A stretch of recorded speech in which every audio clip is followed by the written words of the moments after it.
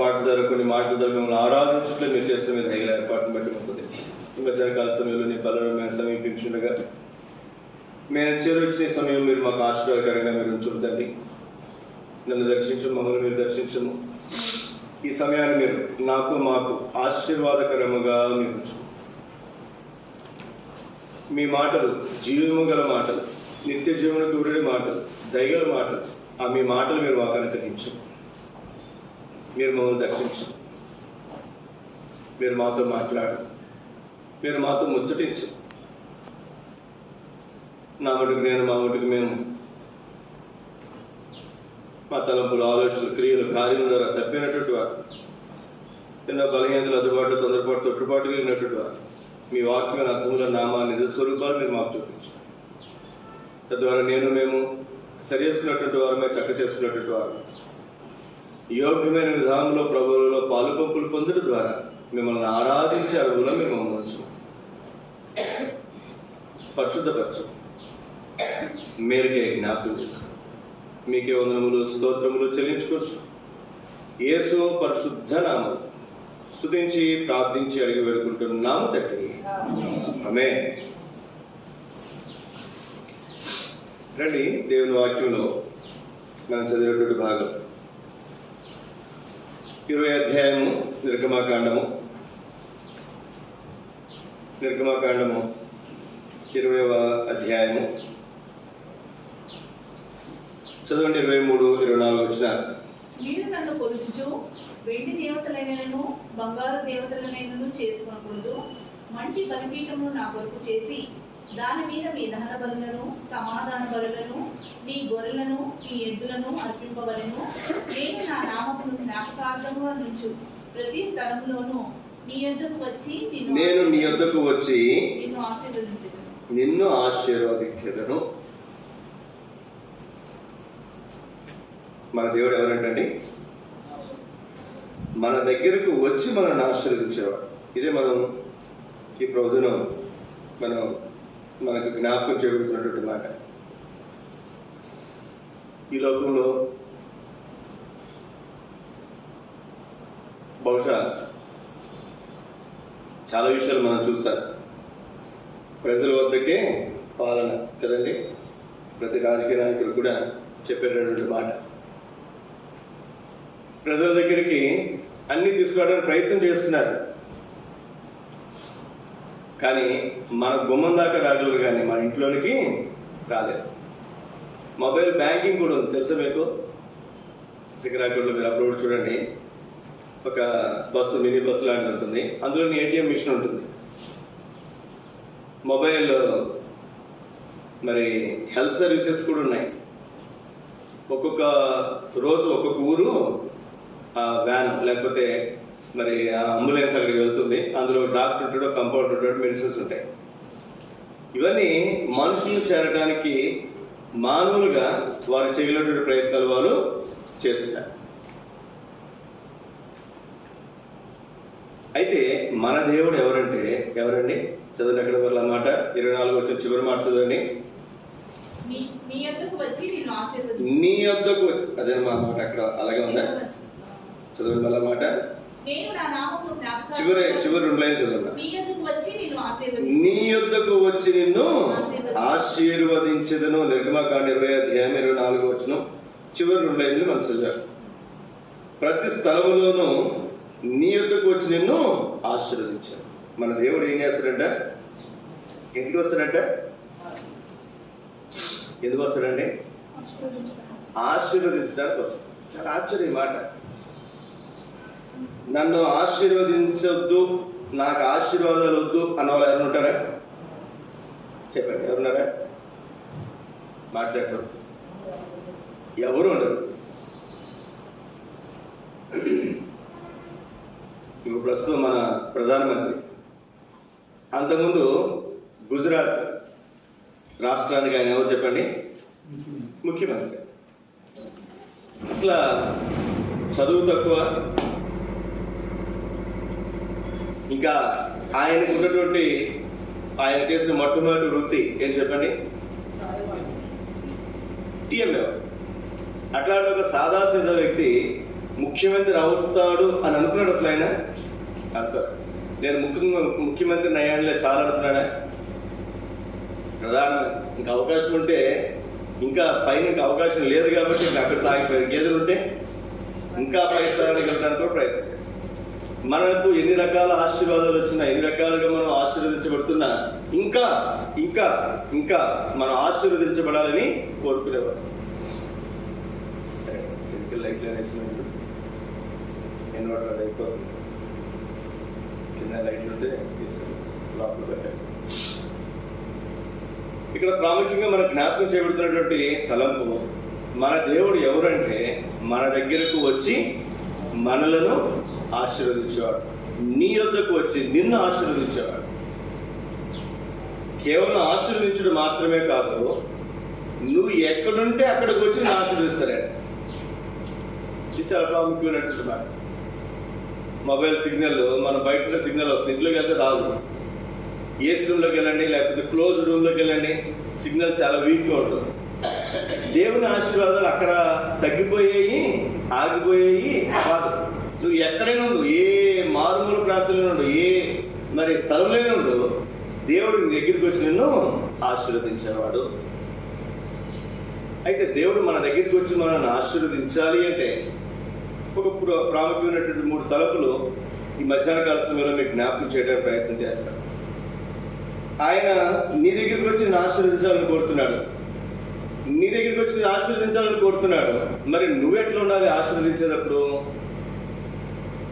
ఆయన మనల్ని ఆశీర్వదించడానికి వచ్చినప్పుడు మనం ఎట్లా ఉండాలి? మన స్థితి ఎట్లా ఉండాలి? నిర్గమకాండము, లేవీ కాండము, సంఖ్యాకాండంలో ఉన్న ఒక 3 ప్రాముఖ్యమైనటువంటి తలంపులు మీకు జ్ఞాపకం చేస్తాను. దేవుడు నీ దగ్గరికి వచ్చి నిన్ను, నా దగ్గరికి వచ్చి నన్ను ఆశీర్వదించాలి అంటే మనం ఏ స్థితిలో ఉండాలి, లేకపోతే ఏ అనుభవంలో మనం ఉంటే, ఏ స్థితిలో మనం ఉంటే దేవుడు మన దగ్గరికి వచ్చి మనను ఆశీర్వదిస్తాడు అనేది ఒక 3 ప్రాముఖ్యమైనటువంటి తలంపులు మీకు జ్ఞాపకం చేస్తారు. రండి, నిర్గమకాండం 32వ అధ్యాయం 21వ వచనం నుండి 23 వరకు చదవండి. అప్పుడు మోషే, నీవు ఈ ప్రజల మీదకి గొప్ప పాపం రప్పించినట్లు వారు నిన్ను ఏమి చేసినని అహరోనును అడగగా, అహరోను, నా ఏలిన వాడా, నీ కోపం మండనీయకము, నీ కోపం మండనీయకము. ఈ ప్రజలు దుర్మార్గుల మాట. ఎవరన్నారండి ఈ మాట? ఎవరన్నారు ఈ మాట? అహరోను అన్నాడు. ఎవరి గురించి? ఇశ్రాయేలు ప్రజల గురించి. ఈ ప్రజలు దుర్మార్గులు, నీకు తెలుసు కదా. వారు మా ముందు నడుచుటకు ఒక దేవతను చేయము. వారు ఎవడారంట? మా ముందు నడుచడానికి ఒక దేవతను చేయమని అడిగారంట. ఐగుప్తులో నుండి మమ్మల్ని రప్పించిన వాడు ఈ మోషే ఏమాయనో మాకు తెలియదని. ఐగుప్తు నుండి విడిపించింది ఎవరంట? మోషే విడిపించాడా? చాలాసార్లు మనకున్న గ్రహింపు ఎట్లుంటుందంటే ఫలానా మోషే నన్ను ఐగుప్తులోంచి విడిపించాడు, నన్ను రక్షణలో నడిపించాడు. ఇంకా వాళ్ళకి దేవుడితో పనిలా. ఎవరితో పని చెప్పండి? మోషేతోనే పని. అందుకే మోషే కనపడకపోయేసరికి వాళ్ళకి కంగారు పుట్టేస్తుంది. మోషే లేడు కాబట్టి ఇప్పుడు ఎవరు కావాలి? ఎవరో ఒకరు కావాలి. మీకు ఒక సంగతి మీకు జ్ఞాపకం చేస్తాను. తప్పైతే నన్ను అందించాను. కొంతమంది మనల్ని అంటే మందిరాన్ని విడిచి కొంతమంది వేరుగా కూడుకుంటున్నారు. ఆ కుటుంబాల్లో ఒక కుటుంబం దగ్గరికి వెళ్ళాను. అప్పుడు ఇప్పుడు కాదు. వెళ్తే వారు ఒకటే అన్నారు, మాకు ఇష్టోళ్ళు ముఖ్యం, మాకు సుబ్బారెడ్డి గారు ముఖ్యమన్నారు. ఎవరు ముఖ్యం అంటే మాకు ఇష్టోళ్ళు ముఖ్యం, మాకు సుబ్బారెడ్డి గారు ముఖ్యమా అన్నారు. నేను అప్పుడు ఒక మాట చెప్పాను, అమ్మ సుబ్బారెడ్డి గారు కానీ, ఆనంద్ కానీ, ఎల్లయ్య కానీ, పుల్లయ్య కానీ మిమ్మల్ని పరలోకానికి తీసుకెళ్ళరు. మేమెవరు మిమ్మల్ని పరలోకానికి తీసుకుని పోం. ఒంగోలు దాకా మీరు వెళ్ళలేకపోతున్నారు కాబట్టి కందుకూరులో మందిరం కట్టారు. కందుకూరు దాకా వెళ్ళలేకపోతున్నారు కాబట్టి సింగరాయకొండలో మందిరం కట్టారు. రేపు వచ్చిన భవిష్యత్ దినాల్లో ఓలపాలెంలో మందిరం కట్టవచ్చు, లేదా స్థానకుల్లో మందిరం కట్టవచ్చు, లేదా పార్కులో మందిరం కట్టవచ్చు. దేన్ని నమ్ముకోవాలి మనం చెప్పండి? మన స్థానిక సంఘాన్ని నమ్ముకోవాలి. ఇంకెవరు నమ్ముకోవాలి? స్థానిక సంఘ కాపరి ఎవరైతే ఉంటారో వాళ్ళని అంతవరకే. ఇప్పుడు నేను ఇక్కడి నుంచి వెళ్ళిపోయాను. నేను వెళ్ళిపోయిన తర్వాత ఇంకొక సేవకుడు వచ్చాడు ఇక్కడికి. మీరు 90% మందికి చెప్తాను, గుర్తుపెట్టుకోండి, అప్పుడు గుర్తొస్తాను నేను. వచ్చిన సేవకు మీద మనసు ఉండదు. ఎవరి మీద ఉండదు చెప్పండి? వెళ్ళిపోయిన ఆనందాన్ని మీద మనసు ఉంటుంది. ఏ ఇబ్బంది వచ్చినా, ఏ కష్టం వచ్చినా ఎవరు ఫోన్ చేస్తారు ఫస్ట్ చెప్పండి? ఎవరిని గుర్తుపెట్టుకోవాలి, మనం ఎవరిని గమనించుకోవాలి? మీకు అర్థం కావడానికి ఒక విషయం చెప్తాను. కొత్తగా పెళ్ళినటువంటి ఒక అమ్మాయి ఉంది. తన అత్తోరింటికి వెళ్ళింది.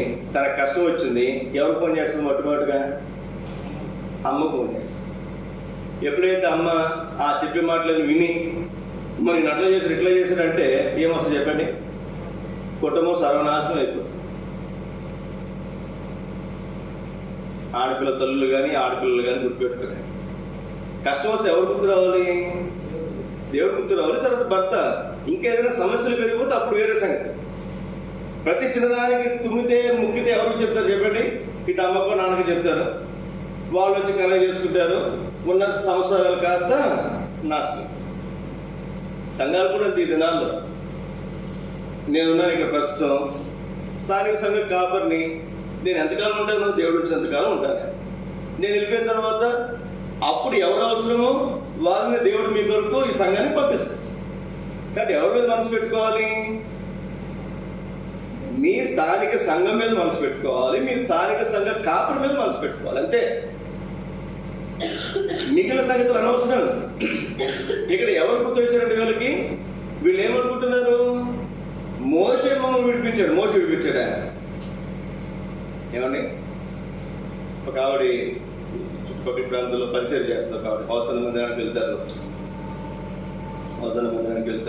ఈ మధ్యన ఆవిడ వేరే సంఘం ఒకటి పెట్టుకున్నారు. వాళ్ళ మందిరానికి ఒక ఆవిడని, అమ్మ మందిరానికి రండి అని చెప్తే, అన్నావు ఆవిడ మమ్మల్ని దేవుని నడిపించింది కాబట్టి మేము ఆవిడ విడిచిపెట్టి రామన్నారు. ఎవరు విడిచిపెట్టారు? ఇప్పుడు మీకు ఒక ప్రాముఖ్యమైన సంగతి మీకు జ్ఞాపకం చేస్తున్నాను. ఇప్పుడు నేను ఉన్నాను. మా ఊర్లో ఎవరినో దేవుని నడిపించాను. నేను వాళ్ళ సింగరాకుండా ఇక్కడ రమ్మని చెప్తానా? ఆ స్థానిక సంఘంలో అక్కడ మందిరానికి వెళ్ళమని చెప్తాను. నేను నలుగురిని మందిరాన్ని నడిపించిన మాత్రం నేను ఒక మందిరం కట్టేస్తానా? మీకు ఒక ప్రాముఖ్యమైనటువంటి సంగతి జ్ఞాపకం చేస్తాను. మంచి సమరయుడు ఏం చేశాడు చెప్పండి? ఏం చేశాడు? కోట కోళ్ళ వారి ఇంటికి నడిపించాడు. ఎక్కడ నడిపించాడు? తన ఇంటికి తీసుకుని పోలే.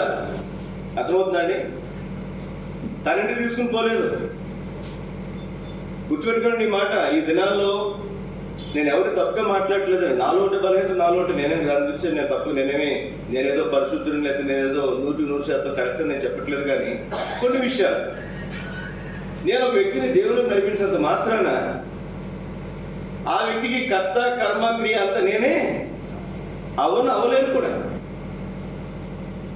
నేను సింగరాకుండా వచ్చిన తర్వాత కొంతమందిని దేవుని అన్నటువంటి వారిని దేవుని నడిపించడానికి, వారికి రక్షణ తీర్మానం నడిపించడానికి, తీర్మానాలకి బాప్తిస్మ సాక్ష్యం కూడా మరి వారికి తీసుకోవడానికి దేవుడు నన్ను వాడుతున్నాడు, నిజమే. కానీ ఈ రోజు కూడా వారి సొంత వ్యక్తిగత ఆత్మీయ జీవిత విషయంలో నా పెత్తనం కానీ నా అజమాయిషి కానీ నేను ఎక్కడా కూడా చూపించలేదు, ప్రదర్శించలేదు. నేను నా దేవుని నడిపించాను, నా మాట నువ్వు వినబోతు, నువ్వు నాశనం అయిపోతావు, నువ్వు చెప్పించబడతావు అని నేను అనలేదు. కానీ అనేవాళ్ళు లేకపోలేదు. ఉన్నారు లేదు చెప్పండి? ఉన్నారు. జ్ఞాపకం పెట్టుకున్న ప్రియ సోదర సోదరి, ఈ మధ్యాహ్న కాల సమయంలో నిన్ను ఐగుప్తు నుంచి లేకపోతే ఈ లోకం ఐగుప్తు నుంచి విడిపించింది ఎవరంటే ఎవరు చెప్పండి? యేసుక్రీస్తు వారు. దానికి ఒక సాధనంగా ఎవరో ఒక వ్యక్తిని వాడుకుంటాడు. అది తల్లిదండ్రులు కావచ్చు, సేవకులు కావచ్చు, ఒక వ్యక్తి కావచ్చు, ఒక స్థలం కావచ్చు, ఒక సమాజం కావచ్చు. ఇది చాలా ప్రాముఖ్యమైనటువంటి సంగతి. చాలాసార్లు ఈ గ్రహింపు లేకుండా మన ఇష్టానుసారంగా మనం తప్పిపోతున్నాం, అవతల కూడా ఇష్టానుసారంగా వారు తప్పిపోతున్నటువంటి వారుగా వారు ఉంటున్నారు. ఇప్పుడు మోషే కనపడలేదు వాళ్ళకి. 40 రోజులు దేవునితో మాట్లాడడానికి కొండ మీదకి వెళ్తే, పర్వతం మీదకి వెళ్తే ఆరోన్ దగ్గరికి వచ్చి ఏమన్నారు చెప్పండి? అయ్యా, మమ్మల్ని ఐగుప్తు నుంచి విడిపించినటువంటి మోషే అనేవాడు ఏమైపోయాడో మాకు వారి మనసంతా ఏమేమో చెప్పండి, మోసే మీద ఉంది. కాబట్టి మమ్మల్ని నడిపించడానికి ఏం చేయ, నువ్వు ఒక నాయకుడిని, ఒక దేవతను చేయమంటే ఆరోజు చాలా ఉంచాడు. అట్లాంటి సేవకుడు కావాలి మనకి. ఎట్లాంటి సేవకుడు? ఆరోజు లాంటి సేవకుడు అయితే చక్కగా నడుస్తుంది. ఏ ఎండకు ఆ గొడుగు, ఏ వానకు ఆ గొడుగు పడుతుంది. ప్రజలందరూ వచ్చి మాకు ఒక దేవత చేయమంటే మీ దగ్గర బంగారం అంతా తీసుకోమన్నాడు. మరి అక్కడ రాయబడలేదు, కానీ మనం అది ఆలోచించకూడదు.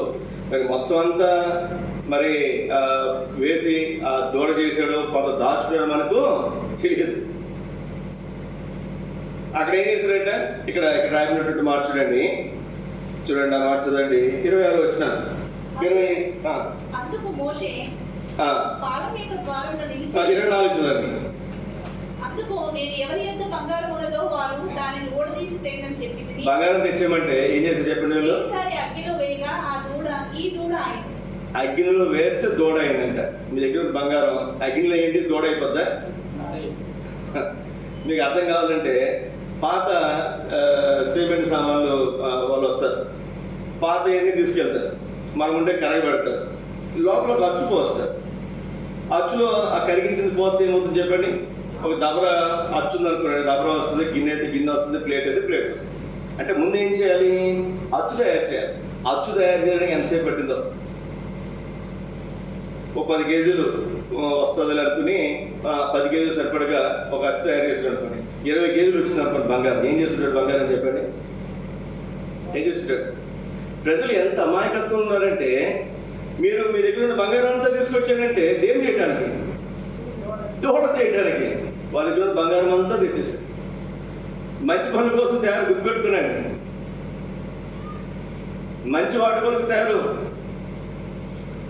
బైబిల్ ఎక్కడ కూడా గుర్తుపెట్టుకునండి. మందిరం కట్టేటప్పుడు, ప్రత్యక్ష గుడారం కట్టేటప్పుడు కానీ, మందిరం కట్టేటప్పుడు కానీ ప్రజలందరూ తీసుకొచ్చి వారి బంగారాన్ని అడగకుండా మీరు తీసుకొచ్చే సందర్భాలు ఉన్నాయా?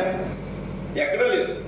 సొలొమోను మందిరం కట్టేటప్పుడు దావీదు మహారాజు ఉన్నటువంటి కాలంలో ఏమన్నా చెప్పండి, నేను ఇచ్చాను, మీరు ఇవ్వని పెద్దలను ప్రేరేపిస్తే అప్పుడు పెద్దలందరూ తీసుకువచ్చి బంగారాన్ని ఇచ్చారు. ప్రజలందరూ తీసుకువచ్చి బంగారం ఇచ్చిన ఒకే ఒక సందర్భం నాకు తెలిసి ఇది ఒక్కటే. దేనికోసం ఇచ్చారు చెప్పండి? దూడం చేయడానికి ఇచ్చారు. ఈ రోజుల్లో వాళ్ళు ఏమనుకుంటున్నారంటే, నిజంగా వాళ్ళు ఏమనుకుంటున్నారంటే, ఇచ్చిన ప్రజలందరూ కూడా మనకు ఒక దేవుడిని చేసుకోవడానికి మనం ఏమి ఇస్తున్నాం? బంగారం ఇస్తున్నాం అనుకున్నారు. కానీ అది దేవుడు కాదు, అది దెయ్యమన్న సంగతి వారికి అప్పుడు తెలియదు. చాలా మంది అలాగే చేస్తారు. దైవ కార్యముల్లో వారు పాల్గొని పొందరు. కానీ పేరుకు దైవ కార్యములుగా పిలువబడుతున్నటువంటి వాటిల్లో ఎంతెంతో ప్రయాసపడి చివరికి ఏమనుకుంటారంటే, నేను దేవుని కొరకు ఇంత ఇచ్చాను, అంత ఇచ్చాను, ఇది చేశాను, అది చేశానని చెప్పుకుంటూ వారు తృప్తి చెందుతూ చివరికి తమ స్వనాశనములు వారు కొని తెచ్చుకునే వారు ఉన్నారు. ఎవరైతే ఈ బంగారం తీసుకొచ్చి ఇచ్చారో, గుర్తుపెట్టుకోండి మాట, ఏం జరిగింది అక్కడ చూడండి. ఇప్పుడు బంగారం దూరం చేశారు. దూరం చేయడం వల్ల వచ్చిన నష్టం ఏంటి? సరే ఏదో దూరం చేసుకున్నారు. ఏం జరిగింది చూడండి, 25 వచ్చిన. ఏం చేస్తారంట? ఎవడైతే బంగారం ఇచ్చాడో వాళ్ళు ఏం చేస్తారు చెప్పండి? విచ్చలవిడిగా తిరుగుతున్నారు. ఇప్పుడు మీరే తీసుకొచ్చి బంగారం ఇచ్చారనుకోండి, ఒక 2 కాసులు, 2 సవర్లు. ఎంత ఇప్పుడు? మనం చూస్తే ట్రంప్ వచ్చిన వెంటనే 80,000 పోయింది. 2 సవర్లు ఎంత చెప్పండి? సవర్ అంటే 8 గ్రాములు ఇక్కడ, అంతేగా. మేము కాసు అంటే ఇక్కడ సవర్ అంటే సుమారు ఒక 70,000, ఒక 60,000 వేసుకురండి. 2 సవర్లు అంటే ఎంత? 2 కాసులు, 2 సవర్లు బంగారం చైను. మగవాళ్ళు వేసుకుని 2 సవర్లు ఉంటుంది, ఆడవాళ్ళు వేసుకుని 3 నుంచి 5 సవర్లు, 6 సవర్లు అంటుంది. అంటే 1,50,000 నుంచి 4 లక్షలు. మీరు ఎవరైనా తీసుకొచ్చు అనుకుందాం, ఎవరు అనుకోండి, ఇచ్చారు అనుకుందాం. మీరు ఏదైనా మాట్లాడితే నేనైనా ఎదురు మాట్లాడగలనా? మీరేం చెప్తే అది నేనేం చేయాలి? మీరు తాగంటే నేను తాగను. ఇప్పుడు ప్రజలందరూ ఏమయ్యారంటే, మేము దేవతని చేసాము, మేము దేవుని చేసామని ఇప్పుడు ఏం చేసేపండి, విచ్చలవిడిగా తిరుగుతారు. వాళ్ళు కంట్రోల్ చేయటం అహరోను వల్ల కూడా కాలేదు. అక్కడ ఒక మాట ఉంటుంది చూడండి, ఆ మాట ఏంటంటే ఇది, వారి విరోధులలో వీరికి ఏం కలుగుతుందంటే, ఎవరికి కాదు, బంగారం ఇచ్చిన ఇశ్రాయేలు, ఈ మాట గుర్తుపెట్టుకోండి. బంగారము కానుకగా ఇచ్చినటువంటి ఇశ్రాయేలుకు ఏం కలిగిందంట? ఎగతాళి కలిగిందంట. గుర్తుపెట్టుకునండి. చాలాసార్లు మనం అనుకుంటున్నాం దేవునికి ఇస్తున్నాం, దేవునికి చేస్తున్నాం అనుకుంటున్నాం, కానీ దేనికి ఇస్తున్నాం, అది దేని కొరకు ఉపయోగపడుతుందనే సంగతి మనకు అవసరం. అది మనం గ్రహించుకోవాలి. చాలాసార్లు మనం ఏదో ఇచ్చి, మనం ఏదో చేసి, మనకు చూసినంత వరకు మనం ఏదో చేసి దైవ కార్యములు అనుకుని సంతృప్తి చెంది నష్టపోతుంటారు. ఉదాహరణకి బయట మనం ఎవడో ముసలాయన వచ్చాడు, ఓ 10 రూపాయలు ఇచ్చాం. ఒకసారి నేను బాగా ముసలి స్థితిలో ఉన్నాడు, ఓపిక లేదు, తిన్న 2 రోజులు అయిందేమో అనిపించింది అతను చూడగానే. 10 రూపాయలు, రూపాయి 2 రూపాయలు ఇచ్చారు కదా, 5 రూపాయలు, 10 రూపాయలు, 20 రూపాయలు ఇచ్చారు ఆయన. అతను దాటిపోయిన తర్వాత మాత్రం ఏమొచ్చింది, అతని దగ్గర నుంచి మందు వాసన వచ్చింది. అన్నీ ఇచ్చిన 20 రూపాయలు మనం దేనికి పోతే చెప్పండి, దేనికి పోతే? మందు దాటానికి పోతాం. ఇప్పుడు నేను అతను మేలు చేశానా, కీడు చేశానా? అతను వల్ల మందు దాటానికి నేనే కారణం అవుతున్నాను. జ్ఞాపకం పెట్టుకో సోదర సోదరి, మనం చేసే ప్రతి క్రియ, ప్రతి కార్యము కూడా ఏం చేస్తున్నాం, ఎలా చేస్తున్నాం, దానివల్ల వచ్చే పర్యావసనం ఏంటి, దానివల్ల వచ్చే ఫలితం ఏంటి, దానివల్ల నాకు లాభమా, మేలా, కీడ, నష్టం అనేది మనం గమనించుకోవాలి. ఇప్పుడు వీళ్ళు బంగారం ఇచ్చారు, ఇప్పుడు వాళ్ళు విచ్చలుడిగా తిరుగుతున్నారు. వారికి ఎవరైతే విరోధులు ఉన్నారో, ఎవరైతే వారు విరోధులు ఉన్నారో వారి దృష్టికి వీరు ఎలా అయిపోయారంట? ఎగతాళి కారణమైంది. బంగారం ఇచ్చి ఎగతాళి కారణం అవుతుంది. చూడండి, ఆశ్చర్యం కదా అది. యువకుని ఎవరైనా అదే వీడు ఇవ్వలేదురా అని ఎగతాళి చేస్తే అది వేరే సంగతి. ఇచ్చి ఎగతాళి కారణం అయిపోతే, ఇచ్చి విచ్చలవిడిగా తిరిగితే అక్కడితో అయిపోతే పర్వాలేదు. చూడండి 26 వచ్చిన అందుకు మోషే యెహోవా పక్షముగా వారందరూ నా ఎదుగు రండి అనగా ఎవరు వచ్చారంటండి? లేవి షిమ్యోను గురించి తన తండ్రి యాకోబు చెప్పినటువంటి మాట ఏమన్నాడు చూడండి. వారిని నరహంతకులు అంటాడు. 49వ అధ్యాయం, ఆదికాండం 49వ అధ్యాయం. లేవి షిమ్యోను తమ సహోదరుని ఆ దేశంలో ఉన్నటువంటి వారు అపిత్రపరిచారని చెప్పి వాళ్ళని రాత్రి చంపేస్తారు. 5వ వచనం, లేవి షిమ్యోను లేవి అనే వారు సహోదరులు, వారి ఖడ్గములు బలత్కారపు ఆయుధము. నా ప్రాణమా వారి ఆలోచనలో చేరవద్దు, నా ఘనమ వారి సంగముతో కలుసుకొనవద్దు. వారు కోపం వచ్చి మనుషులను చంపిరి, తమ స్వేచ్ఛ చేత ఎద్దుల గుదికాలి నడుములను తెగ కొట్టారు. వారితో కలవద్దు అంటున్నటువంటి మాటలు ఎవరి గురించి రాబట్టాయండి? షిమ్యోను లేవి గురించి రాబట్టాయి. అయితే ఈ లేవీలు తర్వాత ఏమైపోయారు? దేవుని పక్షంగా చేరారు. ఎవరు దేవుని పక్షంగా ఉంటారంటే మొట్టమొదటి వచ్చిన వాళ్ళు ఎవరు చెప్పండి? లేవీలు వచ్చారు. అందుకే దేవుడు లేవి గోత్రాన్ని తనకు ప్రత్యేకించుకున్నాడు. అందుకే దేవుడు అరే నాది ఫోన్ వెనక్కి జరుగు, నువ్వు ఆడపిల్ల అయితే వచ్చేసి అలా వెనక్కి ఇచ్చాడు.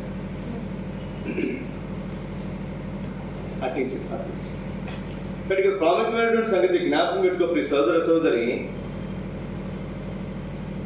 ప్రజలందరూ విచ్చలవిడిగా తిరుగుతుంటే ఒక గోత్రం ఉందంట, వారు విచ్చలవిడిగా తిరగలేదంట, వారు దేవుని పక్షంగా చేరారంట. అందుకే దేవుడు వారిని ప్రత్యేకించాడు. అందులో నుంచి దేవుడు తన పరిచర్యను జరిగించుకున్నాడు. ఏలి కుమారుడు తప్పిపోయినప్పుడు దేవుడు సమయాన్ని ఏర్పరచుకున్నాడు. ఏలి కుమారుడు తప్పిపోతున్నప్పుడు అదే వయసు, అంతగానే చిన్న వయసున్నటువంటి సమయంలో తాను పరిశుద్ధంగా, పవిత్రంగా, యథార్థంగా తాను జీవిస్తూ వచ్చాడు. తనను దేవుడు ప్రవక్తగా, న్యాయాధిపతిగా స్థిరపరిచాడు. గుర్తుపెట్టుకునండి, దేవుని కొలత ఎప్పుడు ఖచ్చితంగా ఉంటుంది. మన కొలతలే వేరువేరు ఉంటాయి. మనవాడైతే ఒకలా కలుస్తా, వేరేవాడైతే ఒకలా కలుస్తాను. అర్థమవుతుందండి. ఇప్పుడు మనం గమనించాల్సినటువంటి ప్రాముఖ్యమైనటువంటి సంగతి, ఎప్పుడైతే ఇశ్రాయేలు ప్రజల పక్షంగా ఉన్నవారు, దేవుని పక్షంగా ఉన్నవారు ఎవరైనా లేవీలు వచ్చారో, ఇప్పుడు వాళ్ళతో అంటున్నారు. చదవండి ఆ మాట 27వ వచనం. అతడు వారిని చూచి మీలో ప్రతి వాడు తన కత్తిని తన నడుములో కట్టుకుని పాలెములో ద్వారం నుండి ద్వారంలోకి వెలుచు ప్రతివాడు తన సహోదరుని తన చెలికానిని తన పొరుగువారిని చంపవలెను. ఎవరిని చంపాలి? దేవుని పక్షముగా చేరని వారిని చంపాలి. ఈ మాట గుర్తుపెట్టారు. ఎవరిని చంపాలని? నీ సహోదరుని చంపాలంటే దేని చంపమని కొత్త నిబంధనలు మనం చూస్తాం. నీ కన్ను నేను చెరిపితే నీ దేహమంతా నరకంలో పడవేయబడుకున్న నిమిత్తం నీ కన్నును పెరిగి వేసుకోమంటున్నా. నీ కుడి చేయి నేను అభ్యంతరపరిస్తే ఈ చేతిని బట్టి ఈ దేహమంతా నరకంలో పడవేయబడుకున్న నిమిత్తం ఈ చేతిని తీసివేసుకోమంటున్నాడు. నీకు ఏది అభ్యంతరం కలిగిస్తుందో, ఏది ఆటంకంగా ఉందో, ఏది దేవుని దగ్గరికి దేవుని పక్షంగా నిలబడకుండా నేను ఆపుతుందో దాన్ని ఏం చేయాలి? నువ్వు పూర్తిగా సంహరించాలి. మీకు అర్థమవడం కోసం చెప్తున్నాను. చెదలు వచ్చినాయి అనుకోండి, ఏదైనా ఒక మూల ఏం చేస్తామండి? ఆ చిన్న దగ్గర వదిలేస్తామా? ఒక మంచి బీరువా టేకుతో చేయించుకుందాం, మూల ఎక్కడో చిన్న చెద వచ్చింది, ఏం చేస్తాం చెప్పండి?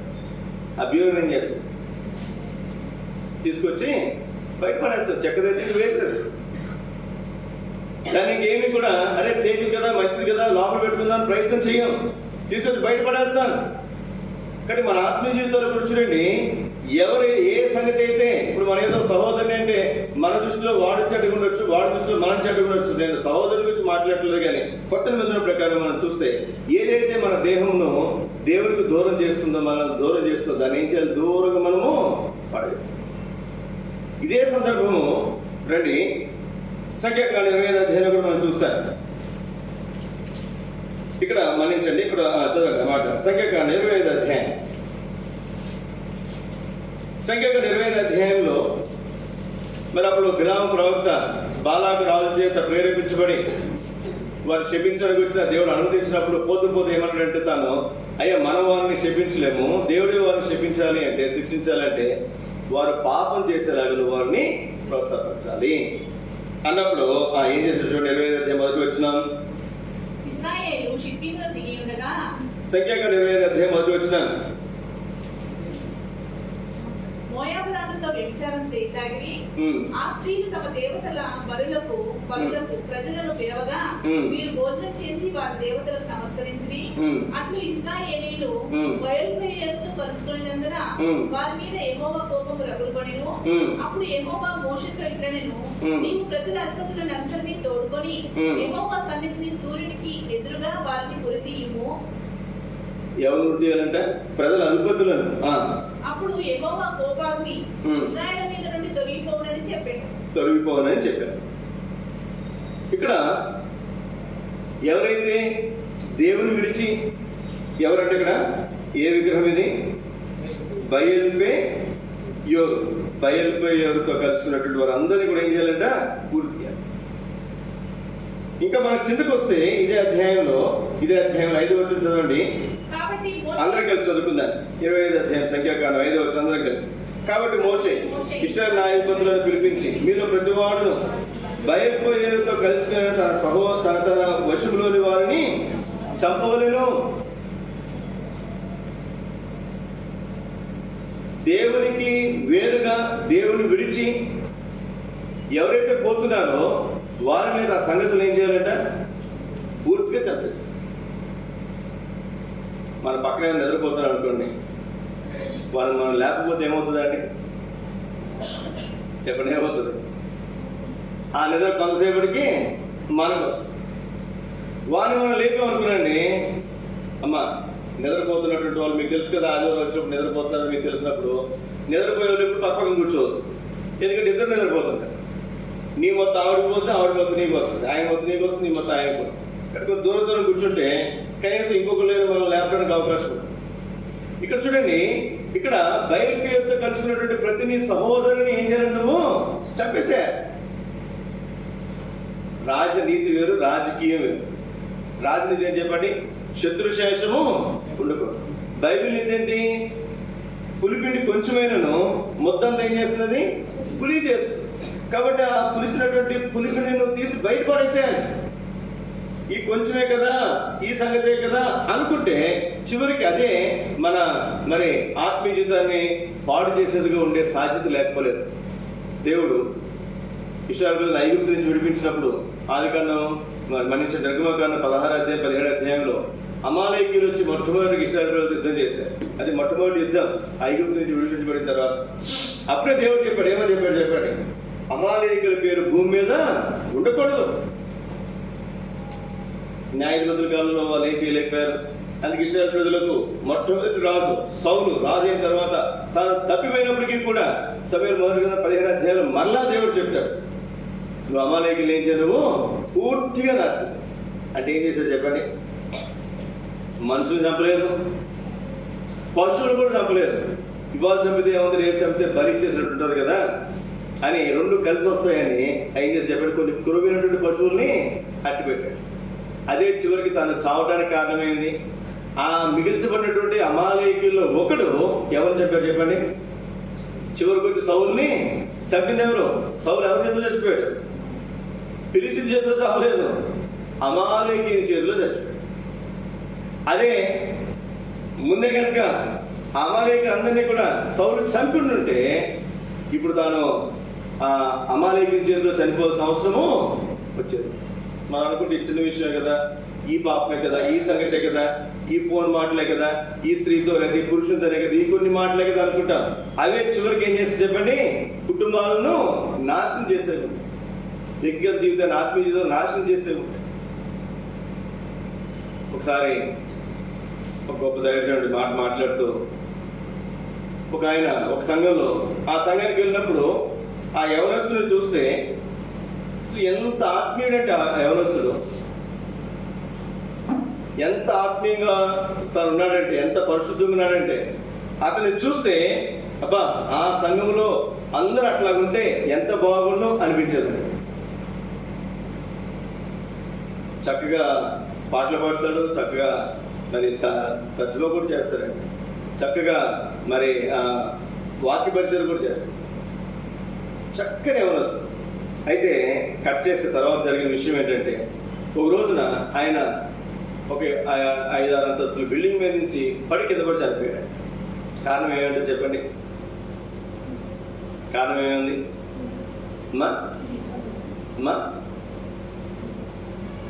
విషయం ఏంటంటే,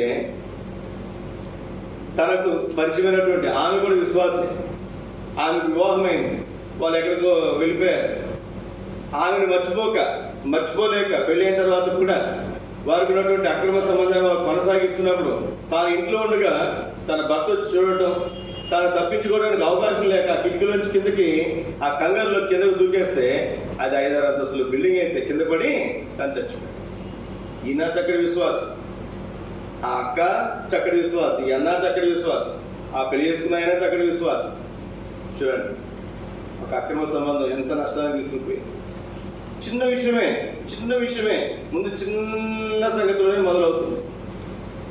జ్ఞాపకం పెట్టుకున్న ప్రియ సోదరి, ఈ మధ్యాహ్నకాల సమయంలో మనం మాట్లాడుతున్నప్పుడు, మనం ప్రవర్తిస్తున్నప్పుడు మన చూపు, మన మాట, మన ప్రవర్తన, మన క్రియ, మన కార్యము, మన క్రియలు, మన నడక, మన పడక ఎట్లున్నాయో జాగ్రత్తగా చూసుకోవడం చాలా అవసరం. నువ్వు కనుక దేని విషయంలో నిర్లక్ష్యం వహిస్తే గుర్తుపెట్టుకో, చివరికి అదే నిన్ను ఆత్మీయంగా సర్వనాశనంలోనికి నష్టంలోకి తీసుకుంటూ. అందుకే యవనస్తులు ఉన్నప్పుడు మాకు ఈ విషయాలు చాలా ప్రాముఖ్యంగా బోధించారు. అప్పుడు నా వయసు 22-25 సంవత్సరాలు అనుకున్నాను. 12-13 సంవత్సరాల వయసు నుంచి 40-45-50 సంవత్సరాల వయసు ఉన్నటువంటి స్త్రీలతో ఒంటరిగా మాట్లాడద్దనేవారు. ఎందుకని? ఇటు పురుషులు అటు స్త్రీ శత్రువు ఎవరినైనా ప్రేరేపించడానికి అవకాశం ఉంటుంది. ఎవరినైనా అవతల నుంచైనా ప్రేరేపించవచ్చు, యువత నుంచైనా ప్రేరేపించవచ్చు. ఒక రోజున ఒక ఆయన ఒక సందర్భం చెప్తూ వచ్చాడు. ఒక సేవకుడు తరఫీలు ఉన్నాడు. ఆయన మందిరానికి చాలా మంది వస్తుంటారు, పెద్ద సంఘం అది. ఆ వచ్చేటటువంటి వాళ్ళు బ్రదర్స్ ఉంటారు, సిస్టర్స్ ఉంటారు కదండి, పిల్లలు ఉంటారు, పెద్దవాళ్ళు ఉంటారు, స్త్రీలు ఉంటారు, పురుషులు ఉంటారు, యవనస్తులు ఉంటారు, వృద్ధులు ఉంటారు. ఈయన తరఫీలు ఉన్నాడు కాబట్టి అందరితో ప్రేమగా చక్కగా మాట్లాడేవాడు. ఒక సహోదరి కాలేజీ చదువుకున్నటువంటి సహోదరి, అన్న ఈరోజు ప్రార్థన చేయడానికి ఇంటికి రమ్మంటే ఇంటికి వెళ్ళాడు ఆయన. ఇంటికి వెళ్ళంగానే ఇంటికి వెళ్ళిన తర్వాత కూర్చుని లోపల రమ్మని వచ్చాడు ఆయన, కూర్చున్నాడు. ఆమె తలుపేసి వచ్చి తన పాపం చేయడానికి ప్రేరేపించింది. ఆ మాటలు కొన్ని విషయాలు చెప్తూ మాకు, మీరు యవనస్తులు ఉన్నప్పుడు లేకపోతే మధ్య వయసులో అయినా సరే ఒక పురుషుడు ఒక స్త్రీతో లేదా ఒక స్త్రీ ఒక పురుషునితో ఒంటరిగా మాట్లాడడానికి ప్రయత్నం చేయొద్దు. ఒంటరిగా మాట్లాడితే ఏమవుతుంది? సాతాను ఎవరిలోనైనా ప్రవేశించడానికి అవకాశం ఉంది, ఏ విధంగానైనా ప్రేరేపించడానికి అవకాశం ఉంటుంది. మీరు జ్ఞాపకం పెట్టుకునండి, 190% నేను మీ ఇంటికి విజిటింగ్ వస్తే నేను అక్కని తీసుకుని వస్తాను. నేను ఒక్కడిని రాలేనా? రావచ్చు. ఏమో ఎట్టి సాతాను ఎవరిలో ఎట్లా ఏ విధంగా ప్రవేశిస్తుందో తెలియదు. నన్ను ప్రేరేపించవచ్చు, ఎదుటివారు ప్రేరేపించవచ్చు. నేను అక్కడ చాలా విషయాలు చెప్తాను. నేను ఎవరి దగ్గరికి వచ్చి మాట్లాడుతున్నప్పుడు అన్నలే, చాలా ఆత్మీయులే అయినా సరే నీ 10 రోజులు నువ్వు ఉండడానికి ప్రయత్నించు. ఒంటరిగా సమీపంగా ఒక పురుషునితో ఒక స్త్రీతో మనం మాట్లాడినప్పుడు చాలా జాగ్రత్తలు ఉంటే చాలా వస్తుంది. జ్ఞాపకం పెట్టుకున్నప్పుడు ఈ సోదర సోదరి, దేవుని సేవకుడిగా పురుపుడు మీద మాట్లాడుతున్నాను. నేను ఒక చిన్న విషయంలో 2 గ్రామాల నుంచి 2 ఆటోలు వచ్చాయి. 2 ఆటోలు రావట్లేదు ఇప్పుడు ఆ ఊర్ల నుంచి. కారణం ఏంటో తెలుసా? ఒక ఊరు అయినా ఇంకొక ఊర్లో ఉన్నటువంటి వాళ్ళతో వేరు విషయాల్లో తప్పైన కారణం చేత 2 ఊర్లు ఆగిపోయాయి. దగ్గర 10-15 మంది విశ్వాసులు. నేను ఏ రోజు వరకు ఎవరికి చెప్పలేదు. జరిగి కూడా దగ్గర 8 సంవత్సరాలు 7 సంవత్సరాలు. జ్ఞాపకం పెట్టుకున్నప్పుడు సోదర సోదరి, చిన్న విషయాలు అనుకుంటా.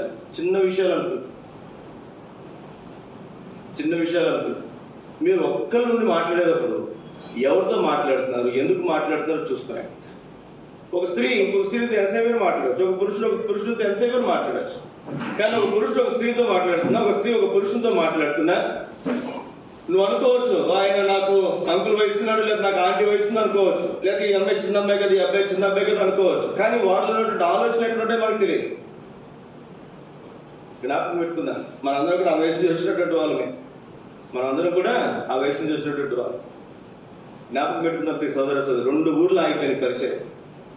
చాలా మంది అనుకుంటారు ఆ ఊళ్ళో మానేశారు, ఈ ఊళ్ళో మానేశారు. ఎందుకు మానేశారు నాకు తెలుసు. దేవుని సేవకుడు బైబిల్ చేతులు పట్టు పులిపిడి మాట్లాడుతున్నారు. వాళ్ళు చేసే సంగతి నాకు తెలుసు.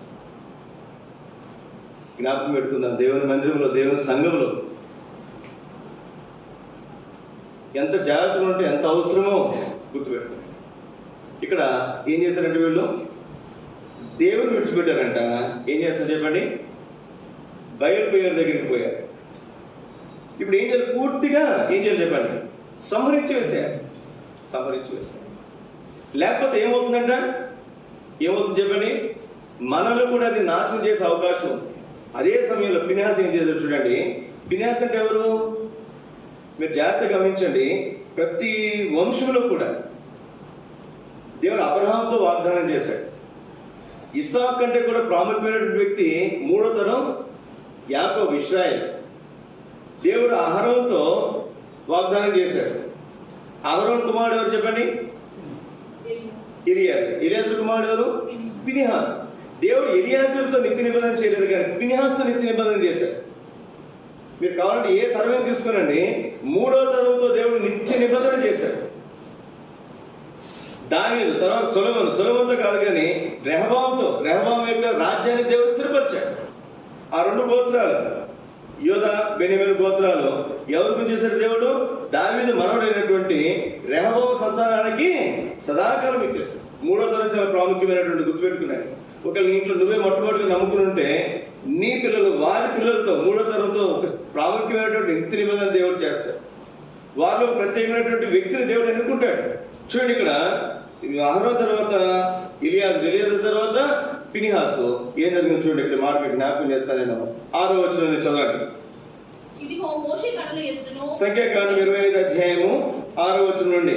ఇదిగో మోషే కనుల ఎదుటను ప్రత్యక్షము గుడారం యొక్క ద్వారమునంద ఏడ్చుచుండిన ఇశ్రాయేలు సర్వ సమాజం యొక్క కనుల ఎదుటను ఇశ్రాయేలీలో ఒకడు తన సహోదరుల ఎదుటకు ఒక మిద్యాను స్త్రీని తోడుకొని వచ్చాడు. యాజకుడైన అహరోను ఏంటి వీళ్ళు తప్పు చేశారు, వీళ్ళు పాపం చేశారు, వీళ్ళు సంహరించడం చెప్తుండగానే ఒకడు ఏం చేశాడంటే ఆ తీసుకొచ్చినటువంటి వ్యక్తులు ఎవరో తెలుసా? చదవండి. యాజకుడైన ఒక్క మాట, ఆ వ్యక్తుల పేర్లు కూడా రాయబడ్డాయి ఇక్కడ. 14 వచ్చిన చంపబడిన వారి పేరు జిమ్రీ. అతడు షిమ్యోనీయులలో తన పితరుల కుటుంబములకు ప్రధాని కుమారుడు, అంటే సంఘ పెద్ద కొడుకు, లేకపోతే సేవకుల కొడుకు. సంఘాలు భ్రష్టు పట్టడానికి కారణం తెలుసా? గుర్తుపెట్టుకోనండి. మాలాంటి సేవకుల పిల్లలు కావచ్చు, లేకపోతే సంఘ పెద్దల పిల్లలు కావచ్చు. గుర్తుపెట్టుకోండి మాట. మన ఆత్మీయంగా ఉంటాం, బాగానే ఉంటాం, కానీ మన పిల్లలు మన అంత ఆత్మీయతలో ఉండలేకపోవచ్చు. వారు నష్టపోయి సంఘాలని నాశనంలోనికి వారు తీసుకుంటారు. ఇంత భయంకరమైనటువంటి సంఘం. మళ్ళీ చెప్పాక మీకు 2 గ్రామాలు ఆగిపోయిన కారణం. ఎంత భయంకరమైనటువంటి సంగతులు అంటే అంత భయంకరమైన. నా కళ్ళ ముందు నేను చూశాను. నా కళ్ళ ముందు చూసిన సంగతి మీకు చెప్తున్నాను. సోదరి, ఇక్కడ తప్పేది ఎవరంట? చంపనటువంటి వ్యక్తి ఎవరంట? సిమియోను కుటుంబంలో, సిమియోను మరి గోత్రములో ప్రధాని యొక్క కుమారుడు జిమ్రీ. అవతల మహాతలు ఎవరో చూడండి. ఆ స్త్రీ ఎవరు? ఆవిడే తక్కువ కాదు. 15 వచ్చినారు. కోబ్జీ, ఈమె సూరు కుమార్తె. అతడు మిద్యానీయులలో ఒక గోత్రమునకు తన పితరుల కుటుంబంలో ప్రధాని. ఈయన సంఘ పెద్ద కొడుకు, ఆవిడ సంఘ పెద్ద కూతురు. లేకపోతే ఈయన సేవకుడు కొడుకు, ఆయన సేవకుడు కూతురు. ఎంత భయంకరమైన సంగతిలో చూడండి. ఎంత భయంకరంగా విచ్చలవిడిగా ఇక్కడ ఎంత తప్పు జరుగుతుందని చెప్తున్నప్పటికీ కూడా వారి ఎదురుగా ఒక నాయకుడి లేదా ప్రధాని కూతురు కొడుకు వారి ఇష్టానుసారంగా పాపం చేయడానికి పోతుంటే కళ్ళ ముందు, ఈ మాట గుర్తుపెట్టుకునండి, రహస్యంగా పాపం చేయట్లేదు. అర్థమవుతాండి? రహస్యంగా ఏదో గదిలోకి పోయి చేయట్లేదు, రహస్యంగా ఎవరికి తెలియచాలని పోయి చేయట్లేదు. ఎలా చేస్తారంటే భయంకరంగా. చూడండి మాట చూడండి. ఇప్పుడు ఏం జరిగింది? 7వ వచనం నేను చదువుతున్నాను. ఈ సంఖ్యాకాండం 25 అధ్యాయం 7వ వచనం నుండి. యాజకుడైన అహరోను మనవడును ఎలియాజరు కుమారుడైన ఫినెహాసు అది చూచి సమాజము నుండి లేచి ఈటను చేత పట్టుకుని పడక చోటుకి ఆ ఇశ్రాయేలు వెంబడి వెళ్ళి ఆ ఇద్దరిని, అనగా ఆ ఇశ్రాయేలుని ఆ స్త్రీని కడుపులో గుండా దూసిపోనట్లు పొడిచెను. అప్పుడు ఇశ్రాయేలు నుండి తెగులు నిలిచిపోయాను. 24,000 మంది ఆ తెగులు చేత చనిపోయారు. ఇశ్రాయేలు ప్రజలు పాపం చేస్తే తెగులు వచ్చిందంట. 24,000 మంది అప్పుడు చనిపోయారు. ఆ తెగులు ఎప్పుడు ఆపబడిందంట? ఫినెహాసు ఈట చేత పట్టుకుని వారిద్దరు పాపం చేస్తుండగా పైనుంచి పొడిస్తే వారిద్దరు కడుపులో గుండా పోయి వాళ్ళు చచ్చిపోయారు. అంటే ఎంత విచ్చలవిడిగా పాపం చేస్తారో చూడండి. నేను మళ్ళీ చెప్తున్నాను, దేవుడు ఎందుకు తలపించాడు నాకు తెలియదు, కానీ ఈ రోజుల్లో పైకి అన్నాన్ని ప్రేమగా పిలుస్తారు, కానీ లోపల ఎంతో దుర్మార్గపు ఆలోచన. పైకి అక్కాన్ని మనం ప్రేమగా పలకరిస్తుంటాం, కానీ లోపల ఎంతో దుర్మార్గపు ఆలోచన. జ్ఞాపకం పెట్టుకో ప్రియ సోదరి, నీ వ్యక్తిగత జీవితాన్ని కాపాడుకోవాల్సిన బాధ్యత నీది, నా వ్యక్తిగత జీవితాన్ని కాపాడుకోవాల్సిన బాధ్యత నాది. నేను మరి సేవకు రాకముందు దేవుడు నన్ను 4 సంవత్సరాలు ఉమెన్స్ ఇంజనీరింగ్ కాలేజీలో ఉంచాడు. ఎక్కడ ఉంచాడు? ఉమెన్స్ ఇంజనీరింగ్ కాలేజీలో ఉంచాడు. మళ్ళీ లక్ష్మి ఉమెన్స్ ఇంజనీరింగ్ కాలేజ్. ఎటు చూసినా 1000 మంది ఆడపిల్లలు, ఎటు చూసినా 1000 మంది ఆడపిల్లలు. అక్కడ 4 సంవత్సరాల నుంచి నాకు అర్థం కాల. నేను హైదరాబాద్లో జాబ్ కోసం పోతే అక్కడి నుంచి దేవుడు ఎంటెక్ కోసం గుంటూరు తీసుకువచ్చు. గుంటూరులో వచ్చి మళ్ళీ ఎక్కడ ఎక్కడ పెట్టాడు చెప్పండి? ఆడపిల్ల ఇంజనీరింగ్ కాలేజీలో 4 సంవత్సరాలు పెట్టాడు. 4 సంవత్సరాలు పనిచేశాను.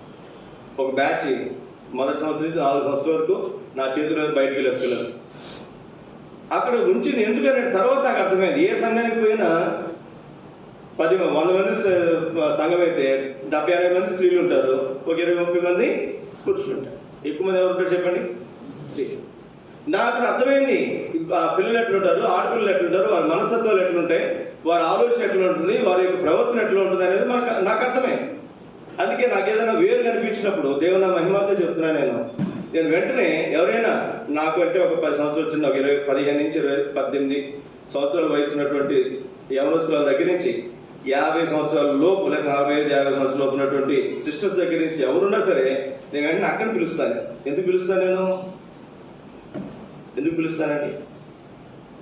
ఇది చాలా అవసరం, గుర్తుపెట్టుకున్నాను సోదర సోదరి. ఈ మధ్యాహ్న కాల సమయంలో మనం చూస్తున్నాం ఎంత భయంకరమైన సంగతులు. ఆ రోజుల్లో ఇశ్రాయేల్ ప్రజల మధ్యలోనే కాదు, ఈ రోజుల్లో కూడా నేను రోజున ఒక వీడియో చూస్తాను, అంత భయంకరంగా నేను ఎప్పుడు చూడలేదు అసలే. అదొక సంఘం, వాళ్ళకి మందిరం లేదు. వాళ్ళకి అనుమానం వచ్చి ఆ సేవకుని వడ్డించడానికి ఒక సిస్టర్ రోజు వెళ్ళి వడ్డించడానికి వెళ్ళలేదు. వాళ్ళకి అనుమానం వచ్చి ఆ రూమ్లో, ఇప్పుడు ఇది అనుకోండి గెస్ట్ రూమ్ అనుకున్నాండి, ఇక్కడ సేవకుడు మేము ఎక్కడికైనా సంఘానికి వెళ్ళాం, మాకేం చేస్తారు, భోజనం వడ్డించినప్పుడు ఎవరు వడ్డిస్తారు చెప్పండి? సహజంగా 90%, 190% ఎవరు ఉంటారు? ఒక ఎవరొస్తున్నటువంటి సిస్టర్స్ ఎవరు వచ్చి వాళ్ళు వడ్డిస్తుంటారు. వాళ్ళకి అనుమానం వచ్చి ఆ రూమ్ లో సీసీ కెమెరాలు పెట్టారు. నేను చూసాను, నా కలర్ నేను చూసి నేను నమ్మలేకపోయాను అసలు. మన సహవాసం కాదు, మన రాష్ట్రం కాదు, వేరే రాష్ట్రంలో జరిగినటువంటి సంగతి. జ్ఞాపకం పెట్టుకో ప్రియ సోదర సోదరి, మీరు కూడా గుర్తుపెట్టుకునండి. మేము వడ్డించేటప్పుడు కూడా నేను కూడా చెప్తాను మా పిల్లలకి, నేను చూశాను కాబట్టి నేను చెప్తాను మా పిల్లలకి. ఎవరైనా యవనస్తులైనటువంటి మరి సేవకులు వస్తే, వర్తమానికులు వస్తే, నేను అక్కని లేకపోతే సలోమిని పంపించడానికి బదులు శామ్ని, స్టీవెన్ పంపిస్తున్నాను వడ్డించడానికి. వాళ్ళకి డ్యూటీ ఎప్పుడు యవనస్తులైనటువంటి సిస్టర్స్కి ఇవ్వను నేను. ఏమో ఎటు నుంచి ఎటు నష్టం జరుగుతుందో మనకు తెలియదు, ఎటు నుంచి ఎటు నష్టం వస్తుందో మనకు తెలియదు. జ్ఞాపకం పెట్టుకోవద్దు సోదర సోదరి. మందిరమే అనుకోవద్దు, అన్నయ్య అనుకోవద్దు, అంకులే అనుకోవద్దు, ఆంటీ అనుకోవద్దు. మనకు తెలిసిన వాళ్ళు, మనకు సమీపంగా వారు, చిన్నప్పటి నుంచి మన కళ్ళ ముందు పెరుగుతున్నటువంటి వారు అనుకోవద్దు. ఎవరిని ఎట్లాగైనా ప్రేరేపించడానికి సాతాను ఏమాత్రం కూడా ఆలోచించే. గుర్తుపెట్టుకున్నాను, ఆత్మీయంగా మన ఆత్మీయ జీవితాలు మనం కాపాడుకోకపోతే చిన్న మచ్చ వచ్చిందంటే జీవితంలో ఎప్పటికి కూడా అది పోదండి. గుర్తుపెట్టుకో. ఇక్కడ ఇప్పుడు ఎప్పుడైతే ఫినిహాసు మరి వాళ్ళిద్దరిని ఈటు తీసుకుని పోయి చంపేస్తే అసలు నరహత్య పాపం కదండి. కానీ అది దేవుడు పాపంగా ఎంచలేదు. చూడండి ఏం జరిగిందో 25వ అధ్యాయం. నేను చాలా గంభీరమైనటువంటి సంగతి మీకు జ్ఞాపకం చేస్తున్నా, చదవండి. సంఖ్యాకాండం 25వ అధ్యాయం నేను చదువుతున్నాను, 10వ వచనం నుండి. అప్పుడు యెహోవా, అందరం కలిసి చదువుకుందాం, 10-11 వచనం అందరం కలిసి చదువుకుందాం. అప్పుడు యెహోవా మోషేకు ఇలాగ ఆజ్ఞయించాడు, యాజకుడైన అహరోను మనవడును ఎలియాజరు కుమారుడైన ఫినిహాసు వారి మధ్యను నేను ఓర్వలేని దానిని తాను ఓర్వలేకపోవటం వలన ఇశ్రాయేలు మీద నుండి నా కోపం మళ్లించిన గనుక నేను ఓర్వలేకయుండియు ఇశ్రాయేలును నశింప చేయలేదు. దేవుడు చంపేస్తున్నాడు ఇశ్రాయేలు ప్రజలందరినీ కూడా, కానీ ఒకే ఒక్క వ్యక్తిని బట్టి ఇశ్రాయేలు ప్రజలను చంపకుండా, శిక్షించకుండా, నశింప చేయకుండా ఆగారంట. కారణం ఏంటి చెప్పండి? తాను ఓర్వలేని సంగతి ఒక వ్యక్తి ఉన్నాడు ఆ మధ్యలో, ఆ వ్యక్తి ఓర్చుకోలేకపోయాడు. అరే వీరింత భయంకరంగా ఇశ్రాయేలు పాపం చేస్తారని చెప్పి దేవుడు వాళ్ళని చంపుదాం అనుకుంటే ఈ మనిషిపై ఏం చేసినట్టు వాళ్ళని చంపేస్తాడు. కాబట్టి ఇప్పుడు ఫినిహాసు దేవుడు ఏమన్నాడు చెప్పండి, చదవండి, అందరికీ చదువుకుందాం. 12వ వచనం. కాబట్టి నీవు అతనితో ఇట్లను, అతనితో నేను నా సమాధాన నిబంధన చేయించున్నాను, అది నిత్యమైన యాజక నిబంధనగా అతనికి అతని సంతానములకు కలిగి ఉండును. ఏననగా అతడు తన దేవుని విషయం ముందు ఆసక్తి గలవాడై ఇశ్రాయేలు నిమిత్తం ప్రాయశ్చిత్తము చేసెను. అబ్రహాముతో చేసినటువంటి నిబంధన యాకోబుతో స్థిరపరిచాడు దేవుడు. అబ్రహాము కుమారుడు ఇష్మాయిల్తో చేయాల నిబంధన, ఇస్సాకుతో చేయాల నిబంధన. ఇస్సాకు కుమారులు ఎంతమంది? ఏశావు, యాకోబు. ఏశావుతో చేయలేదు నిబంధన. ఎవరితో చేశారు చెప్పండి? 3వ తరములో యాకోబుతో దేవుడు నిబంధన చేశాడు. జ్ఞాపకం పెట్టుకున్న ప్రియ సోదర సోదరి, దేవుని మందిరం మేము కూడా ఒక ఊర్లో, నేను ఊరి పేరు చెప్తున్నాం, మేము అప్పుడు వివాహమైంది నాకు. ఒక ఆయన సేవకుడు కుమారుడు కీబోర్డ్ ప్లే చేశాడు. అతను అప్పుడు వివాహం కాలేదు. అతను ఇలా చూస్తుండేవాడు, అర్థమవుతుంది మీకు? ఇలా చూస్తుండేవాడు, చూపు వేరుగా ఉంటుంది. మేము కింద నుంచి అర్థమైపోయింది మాకు, ఎందుకంటే తెలుసుగా ఎవరు ఎట్లా ఉంటారో తెలుసుగా. రే వాడు చూడరా, వాడు చేసేది ఏంటి? దేవుని సంఘంలో కీబోర్డ్ ప్లే చేస్తున్నాడు, కానీ చూపు వంకర చూపు. అందుకే చూడండి, మీరు ఎప్పుడైనా మన సంఘంలో చూడండి, కీబోర్డ్ ప్లేయర్ ఇటు పెడతాను. నేను ఎందుకు పెడతాను? నేను చూసా చాలా సంగతులు, ఎక్కడి నుంచి ఎట్లా ప్రేరేపిస్తారో తెలియదు సాతాను. ఎట్లా ప్రేరేపిస్తుందో తెలియదు. జ్ఞాపకం పెట్టుకుందాం ప్రియ సోదర సోదరి, మనం చేసే ప్రతిదీ కూడా ఎంతో గ్రహింపుతో జ్ఞానయుక్తంగా చేస్తే తప్ప మనం మన బిడ్డలను, మేము సేవకులు కాబట్టి ఆత్మీయంగా మీరు మాకు వయసులో పెద్దలు ఇచ్చినారన్న ఆత్మీయంగా మీరు మా పిల్లలు కనుక మిమ్మల్ని కాపాడుకోవటం నాకు చాలా ప్రాముఖ్యమైనటువంటి సార్. సాధ్యమైనంత వరకు ఒక ఊర్లో మందిరం శుభ్రం చేయడానికి బ్రదర్స్ వెళ్తారు, ఎవరు వచ్చిన పిల్లలు వెళ్ళి మందిరం శుభ్రం చేస్తారు. ఎంత భయంకరమైన సంగతి జరిగింది తెలుసు అక్కడ మీకు. అక్కడికి వెళ్ళి వారు కొంతమంది నమ్మకంగా మందిరం శుభ్రం చేస్తుంటే కొంతమంది వాళ్ళ ఇష్టానుసారంగా వాళ్ళు ప్రవర్తిస్తారు. నేను ఒక రోజున కింద అప్పుడు మందిరం ఒక అక్క వాళ్ళ పాపను పంపించేది. అదే సమయంలో ఒక యవనస్తుడు మన మందిరంలో పనిచేసేవాడు, పరిచయం చేసేవాడు. అతను చెప్పి సిద్ధపరిచేవాడు. ఎప్పుడైతే ఆ అక్క అయితే ఆ అమ్మాయి వచ్చినప్పుడు నేను అబ్బాయి చెప్పాను, రే నువ్వు వెళ్ళదు, వాళ్ళు చేస్తున్నారు కదా, సిస్టర్స్ ఉన్నప్పుడు నువ్వు మధ్యలో పోవద్దు.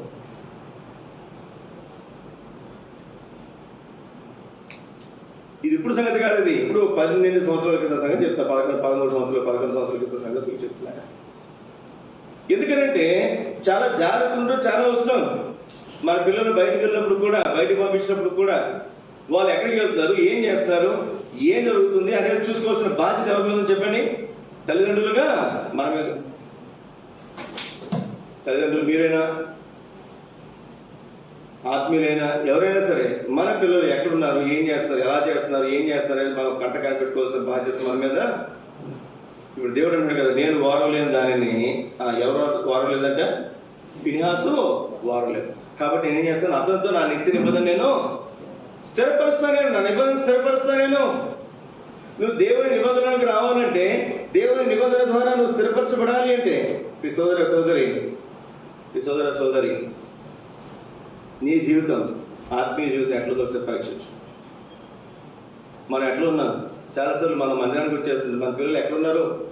చాలా కొద్దిమంది పిల్లలు మందిరానికి తీసుకుని వస్తారు. ఆదివారం ఒక్కరోజు దగ్గర సెలవు కదన్నా, వాళ్ళు ఇంటికి ఆడుకుంటున్నారులే, ఇంటికి టీవీ చూస్తున్నారు, ఇంటికి కంప్యూటర్ చూస్తున్నారు అనుకుంటారు. వాళ్ళు ఏం చేస్తున్నారు, ఏం చూస్తున్నారు, ఏ సంగతుల్లో వాళ్ళు మునిగి చేస్తున్నారు మనకు తెలియదు. నేను ఇప్పుడు కాదు, మా పిల్లలు కొంచెం పెద్దవాళ్ళే, 4 సంవత్సరాల ముందు నుంచే, ఎప్పటి నుంచి అండి, 4 సంవత్సరాల ముందు నుంచే వాళ్ళు ఫోన్ తీసుకున్నా, ట్యాబ్ తీసుకున్నా, వాళ్ళు ఏం చూస్తున్నారు, ఏ వెబ్సైట్ చూస్తున్నారు, ఏ సంగతులు వాళ్ళు చూస్తున్నారు, ప్రతిదీ నేను జాగ్రత్తగా అబ్జర్వ్ చేస్తాను. వాళ్ళకి తెలియదు, నాకు తెలుసుగా కొంత. ఎక్కడికి వెళ్తే వాళ్ళు ఏం చూస్తారో ఆ సంగతులు మనకి తెలుస్తాయి. మీకు తెలుసుకోవాలి. వాడు ఫోన్ ఎక్కువ ఇస్తున్నారు కదా, ఫోను మరి ఆన్లైన్ క్లాస్ జరుగుతుంది, ఫోన్ ట్యాబ్ కొనిస్తాం, ల్యాప్టాప్. కానీ వాళ్ళు క్లాస్ వినడానికి ఉపయోగించుకునేది కొంచెం, అనవసర విషయాలకు ఉపయోగించేది చాలా ఎక్కువ. మనం పరీక్షించుకోవాలి, మనం చూసుకోవాలి జాగ్రత్తగా. నువ్వు వస్తువు కొని చేయడం కాదు, వాళ్ళు దాన్ని ఏ విధంగా ఉపయోగిస్తున్నారు చూసుకోవాల్సిన బాధ్యత మన మీద ఉంది. రేపొద్దున మనం ఇప్పుడు చూసుకోలేదు అనుకున్నాను, రేపొద్దున వాడు పెద్దలు అయిన తర్వాత, వాడు తప్పిపోయిన తర్వాత అప్పుడు నెత్తినోరు కొట్టుకుంటే నేను చేయగలనా? ఏం చేయ. కొంతమంది ఏం చేస్తారంటే, అమ్మో అన్న ఫోన్ ఇస్తే పాడైపోతాడనా అని ఫోన్ ఇవ్వటం మానేస్తాడు. మీరు ఇవ్వటం మానేయండి, వాడు దొంగడుగా తయారవుతాడు. మీ ఇంటికి ఎవరు వచ్చినా వాడు ఫోన్ తీసుకుంటాడు ముందు. నువ్వు ఎక్కడికి వెళ్తే నీ ఫోన్ తీసుకుని ఆడుకోవడానికి ప్రయత్నం చేస్తాడు. వాళ్ళకి ఇవ్వడానికి మనం కొంత ఇవ్వాలి, అలాగే వాళ్ళని జాగ్రత్తగా మనము గమనించుకోవాలి. వాళ్ళకి డబ్బులు అవసరం అనుకోండి, నువ్వు ఇవ్వాలి. డబ్బులు ఇవ్వకపోతే ఏం చేస్తాడు వాడు? దొంగతనం చేస్తాడు. ఇక్కడ డబ్బులు ఇవ్వాలి, వాడు ఏ విధంగా ఖర్చు చేస్తున్నాడు, ఇదేది ఖర్చు చేస్తున్నాడు అనేది ఎప్పటికప్పుడు మనం ఆరా తీసుకోవాలి. ఇది చాలా ప్రాముఖ్యమైనటువంటి సంగతులు. మన చిన్న విషయాలు ఏదైనా పట్టించుకోవడం మానేస్తాం. మనం అతివృష్టి పని చేయదు, అనావృష్టి పని చేయదు. పూర్తి స్వేచ్ఛ ఇవ్వకూడదు, అలాగే పూర్తిగా టైట్ చేయకూడదు. పూర్తిగా టైట్ చేసిన ఇబ్బంది. జ్ఞాపకం పెట్టుకున్నప్పుడు సోదరి మధ్యాహ్న కాల సమయం నేను వాడలేనిది ఫినెహాసు వాడలేదు కనుక, అంటే దేవుని మనసు, దేవుడు ఏ సంగతులు వాడలేకపోతున్నాడో, ఏ సంగతులు ఎలా ఉండాలని కోరుతున్నాడో అట్లాగా ఆలోచించాడు కనుక దేవుడు ఆ ఫినెహాసుతో నిత్య నిబంధనలను చేసుకోవచ్చు. అంటే మధ్యాహ్న కాల సమయంలో ఒక్కటి మనం ఏం చేస్తున్నా సరే, నేనేం చేస్తున్నాను, ఈ సంగతి దేవునికి అంగీకారమా కాదా? ప్రతిదీ మనం ఆలోచించుకుంటే అసలు మనల్ని ఎవరు గురించి వేలు పెట్టి చూపించాల్సిన అవసరం వస్తుందా? రా. చాలా సందర్భాల్లో మన ప్రవర్తనను బట్టి కొంతమంది భర్తలు అడగలేరు, కొంతమంది భార్యలు అడగలేరు. తెలుసు మనం చేసే పనికి బాగా పనులని తెలుసు వాళ్ళకి. అడిగితే ఏమవుతుంది చెప్పండి? కొడుకు సిగరెట్ కాలుస్తాడు, బయట ఎక్కడ కాల్చాడు, చూశాడు తండ్రి, రే ఏంద్రా సిగరెట్ కాలుస్తాడరా అన్నాడు అనుకోండి. రేపు ఎక్కడ కాలుస్తాడు? ఇంట్లో ముందే కాలుస్తాడు. తెలిసిన పనులు ఏం చెప్పండి? తెలియనట్టుగా మౌనం ఉంటారు. అదే వాళ్ళ చేతకంతనం కాదు, అది విచ్చలవిడిగా చేయడానికి అవకాశం ఉంటుందేమో ప్రయత్నం చేస్తాం. జ్ఞాపకం పెట్టుకుందాం ప్రియ సోదర సోదరి, ఈ మధ్యాహ్న కాల సమయంలో దేవుని బిడ్డలుగా దేవుని ప్రభువులలో మనం పాల్గొంటున్నప్పుడు మనం బాగానే ఉన్నాం అనుకుంటే కాదు, కానీ మన పిల్లల విషయమే, మన ఇంటి వారి విషయమే, వారి నడకలను చూడడం మాటకు అద్భుతమైనటువంటి మాట మీకు జ్ఞాపకం చేస్తాను. పరిశుద్ధ గ్రంథం బైబిల్లో పాత నిబంధనలో రాయించబడ్డాడు దేవుడు అద్భుతమైనటువంటి మాట. రండి 31వ అధ్యాయం సామెతల గ్రంథం. సామెతల గ్రంథం 31వ అధ్యాయం చదవండి 10వ వచనం. గుణవతి అయిన భార్య దొరుకుట అరుదు, గుణవతి అయినటువంటి భార్య దొరుకుట అరుదు, ముత్యముల కంటే అమూల్యమైనది. అట్టిది ముత్యముల కంటే అమూల్యమైనది అని చెప్తూ ఒక ప్రాముఖ్యమైనటువంటి మాట చూడండి. అందరూ కలిసి చదువుతున్నారు. ఇది చాలా గుర్తుపెట్టుకునండి. నువ్వు గుణవంతైనటువంటి భార్య, మనం అంటాం మాకు ఒక గుణవంతైనటువంటి అబ్బాయిని చూడండి, గుణవంతుడు కావాలండి, గుణవంతురాలు కావాలంట. యాడ్ నుంచి వస్తుందండి? ఎవరిని అడిగితే కనుక పెళ్లి చూపులు చూపుకున్నప్పుడు ఎక్కడ రాస్తుందో చెప్పకుండా నేను చదువుకుని వెతుకుతానమ్మా అని చెప్తాను. గుణవంతి అంటే ఏంటి? గుణవంతురాలు అంటే ఏంటి చెప్పండి? ఇప్పుడు ఏమన్నా నేను గుణవంతుడిని అంటే ఏంటిది? నా గుణం మంచిది అంటే ఏంటిది? ఎప్పుడు నేను గుణవంతుని అవుతాను? నేను ఎప్పుడు గుణవంతి అవుతారు మీరు స్త్రీలుగా? చూడండి, అందరికీ చదువుకున్నాను. సామెతల 31వ అధ్యాయం అందరికీ చదువుకుంది మాట. మీరు పదే చదువుకున్నాను. ఇంటికి తర్వాత కూడా 27వ వచనం అందరూ కలిసి చదువుకున్నారు. ఆమె తన ఇంటి వారి నడకలను బాగుగా కనిపెట్టును, పని చేయకుండా ఆమె బోధించు. మొదటి భాగం చదువుతాం, మళ్ళీ ఒకసారి అందరం కలిసి చదువుతాం. మొదటి భాగం. గుణవతి ఏం చేస్తుందంట? తన ఇంటి వారి నడకలను బాగుగా కనిపెట్టును.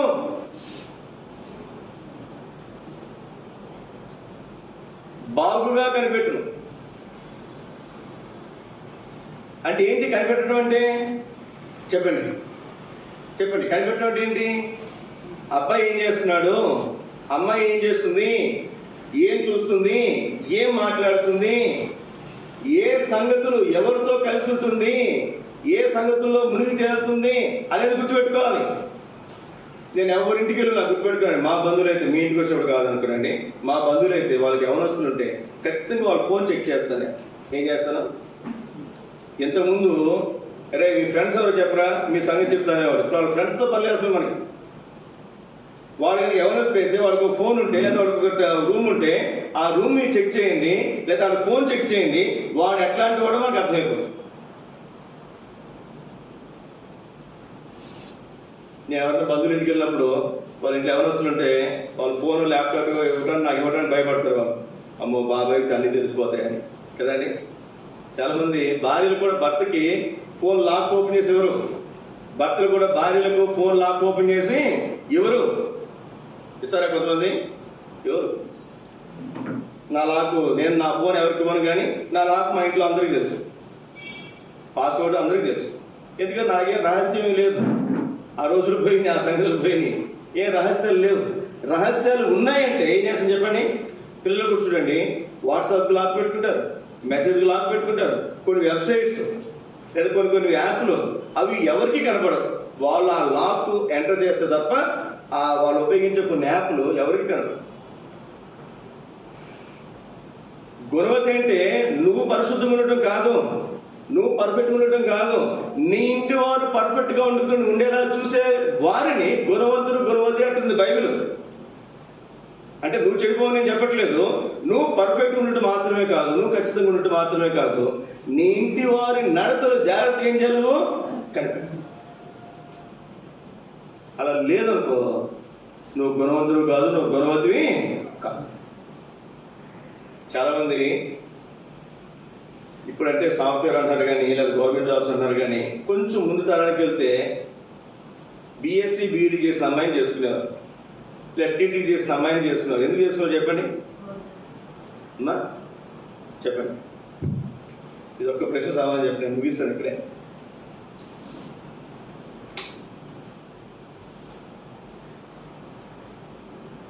ఆయన ఏ ఉద్యోగం చేసినా, ఆయన ఏ వ్యాపారం చేసినా, ఈమె టీటీడీ చేసిన అమ్మాయి కానీ బీఈడీ చేసిన అమ్మాయి అయితే పిల్లలను చక్కగా ఏం చేస్తుంది చెప్పండి, చక్కగా పెంచగలదు, వారు చదువు విషయమే బాధ్యత తీసుకోగలదు అనేటువంటి ఆశ చాలా మందికి. జ్ఞాపకం పెట్టుకుందాం ప్రియ సోదర సోదరి, నువ్వు గుణవంతురాలుగా నువ్వు ఉండాలని కోరితే నువ్వేం చేయాలి? నీ నడతను జాగ్రత్తగా ఉంచుకోవాలి, నీ ఇంటి వారి నడత కూడా జాగ్రత్తగా ఉండేలా నువ్వు చూసుకోవాలి. ఇక్కడ రాబడినటువంటి మాట, ఆమె తన ఇంటి వారి నడతలను బాగుగా కనిపెట్టును. నేను సేవకులైనా సరే కొన్ని విషయాలు ఊరుకోను. పిల్లల విషయం ఏదైనా నాకు కనపడ్డది అనుకోనండి, నువ్వెందుకు చెప్పలేదు నాకు అని అడుగుతాను. నేను ఊరుకోను కొన్ని విషయాలు. మన బాధ్యత చూసుకోవాలి. మన పిల్లలు మనం కాదు ఎవరు చూసుకుంటారండి? మన పిల్లలకి మనం కాకపోతే ఎవరు చెప్తారు చెప్పండి? స్కూల్లో చెప్తారా? ఏమండి స్కూల్లో చెప్తారా? అమ్మ నువ్వు ఇట్లా ఉండకూడదని చెప్తారా? నీ పిల్లలు కాపాడుకోవాల్సిన బాధ్యత నీది, నా పిల్లలు కాపాడుకోవాల్సిన బాధ్యత నాది. మన పిల్లల నడతలు, మన కుటుంబంలో భర్త నడత ఎట్లా ఉంది, భార్య నడత ఎట్లా ఉంది చూసుకోవాల్సిన అవసరం మనకుంది. జ్ఞాపకం పెట్టుకున్న ప్రియ సోదర సోదరి, ఇప్పుడు ఒకసారి మనం ఆలోచన చేస్తే ఎన్నో సంవత్సరాలు అయిపోయినాయి. మనం ఉండాల్సిన సమయం సరిగా వాడు నడతలు ఎట్లా మనం కనిపెట్టక వాళ్ళు నష్టంలోకి పోయారు. మనం ఏం చేయలేకపోతున్నాం కొంతమంది విషయాలు. జ్ఞాపకం పెట్టుకుందాం ప్రియ సోదర సోదరి, ఈ మధ్యాహ్న కాల సమయంలో మన ఇంటి వారి నడతలు మనము జాగ్రత్తగా కనిపెట్టుతాము గాక. వాళ్ళు చదువుతున్నారా? నిజంగా గదిలో కూర్చొని చదువుతున్నారా? లేదా ఏం చేస్తున్నారు? ఏం చూస్తున్నారు? ఎవరితో మాట్లాడుతున్నారు? ఎవరితో కలిసి ఉన్నారు? ఏ వెబ్సైట్లు చూస్తున్నారు? ఏ సంగతులు ఉన్నారు? మీరు చూడండి, ఎవరైనా ఒక దొంగని, లేదా ఏదైనా ఒక దొంగతనం చేసిన వాళ్ళు కానీ, లేకపోతే వేరే ఏదైనా ఎవరైనా హత్య చేసినటువంటి వాళ్ళు కానీ ఇంకోళ్ళని చూసినప్పుడు ముందేం చేస్తారు పోలీసులు? వాడు ఫోన్ తీసుకుని వాడు ఏం ఎదుగుతున్నాడు యూట్యూబ్లో లేకపోతే గూగుల్లో మొత్తం చూస్తే 190% ఒకరిని చంపాలంటే కూడా ఏ విధంగా చెప్పవచ్చు, ఎన్ని రకాలుగా చెప్పచ్చు అంటే కూడా ఎక్కడనే ఎదుగుతారంట వాళ్ళు యూట్యూబ్. ఇప్పుడు టెక్నాలజీ పెరిగిన తర్వాత దొంగని త్వరగా పట్టుకోవడానికి కూడా ఆ యూట్యూబ్ లేకపోతే మరి గూగుల్ సెర్చ్ ఇంజిన్, ఇప్పుడు ChatGPT అంటే కొత్త వచ్చేసింది. అది నువ్వు అడిగిన దానికే సమాధానం ఇస్తుందంట. అది నీకేం అవసరం అదే ఇస్తుందంట, నీకు అవసరమైన దానికే సమాధానం ఇస్తుందంట. కానీ నీ చరిత్ర అంతా ఎక్కడ చెప్పండి. ఇంటికెళ్ళిన తర్వాత మీ ఫోన్ చూసుకోనండి. మన అర్థం నిలబడి చూస్తే మనం ఎలా కనబడతాము, మన ఫోన్లో మనం ఏం ఎదుగుతున్నాం అనేది చూస్తే ఇట్టే అర్థమైపోతుంది మనం ఏ విధంగా జీవిస్తున్నాం, మన ఆత్మీయతలు ఎట్లా ఉన్నాయి. నీయే కాదు, గుర్తుపెట్టుకో, నీ ఇంట్లో వాళ్ళు కూడా ఏం చేస్తారో చూసుకోవాల్సిన బాధ్యత దేవుని నమ్ముకున్నటువంటి మన మీద ఉన్నది. లేకపోతే మనం గుణవతిగా మనము గుణవంతురాలుగా మనము లేనట్లే. మా గురించి ప్రార్థన చేసుకుందాం. దేవుని బిడ్డలుగా దేవుని వాక్యాలు మన హృదయాలు పరీక్షించుకుందాం. దేవుని వాక్యాలు